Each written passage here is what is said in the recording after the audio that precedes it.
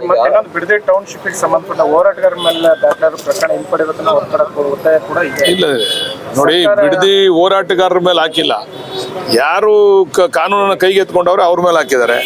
ಅಧಿಕಾರಿಗಳಿಗೆ ಯಾರು ದಳಿಸಿದ್ದಾರೆ ಅವ್ರ ಮೇಲೆ ಹಾಕಿದ್ದಾರೆ. ನಾಳೆ ಅಧಿಕಾರಿಗಳು ಕೆಲಸ ಮಾಡ್ಬೇಕಲ್ಲ ರಾಜ್ಯದಲ್ಲಿ. ನಾಳೆ ಈ ರೀತಿ ವಿಚಾರಗಳಾದಾಗ ಅಧಿಕಾರಿಗಳಲ್ಲಿ ಮುಂದೆ ಬಂದು ಕೆಲಸ ಮಾಡ್ತಾರೆ. ಅದಕ್ಕೋಸ್ಕರ ಅದು ಅಧಿಕಾರಿಗಳ ಮೇಲೆ ಆಗಿರೋದ್ರಿಂದ ಆ ಪ್ರಕರಣ ಸ್ವಲ್ಪ ಸೀರಿಯಸ್ ಆಗಿದೆ.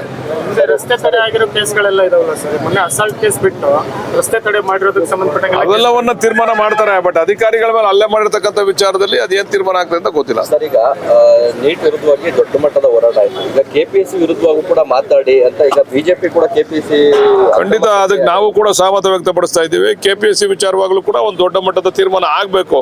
ಬಹುಶಃ ನಮ್ಮ ಮುಖ್ಯಮಂತ್ರಿಗಳು ಆ ವಿಚಾರದಲ್ಲಿ ತೀರ್ಮಾನ ಮಾಡ್ತಾರೆ ಅಂತಕ್ಕಂಥ ವಿಶ್ವಾಸ ಇದೆ. ಸ್ವತಂತ್ರ ತನಿಖೆ ಆಗಬೇಕು ಹೇಳಿಲ್ವಾ ನಮ್ಮ ಮುಖ್ಯಮಂತ್ರಿಗಳು ಇದರ ಬಗ್ಗೆ ಸೀರಿಯಸ್ ಆಗಿ ತೆಗೆದುಕೊಂಡಿದ್ದಾರೆ, ಅದನ್ನ ತನಿಖೆ ಮಾಡಿಸ್ತಾರೆ ಅಂತಕ್ಕಂಥ ವಿಶ್ವಾಸ ಇದೆ. ಕರುನಾಡು ಟೈಮ್ಸ್ ಚಾನೆಲ್ನಲ್ಲಿ ಸುದ್ದಿ ಮತ್ತು ಜಾಹೀರಾತು ನೀಡಲು ಈ ನಂಬರ್ಗೆ ಕರೆ ಮಾಡಿ.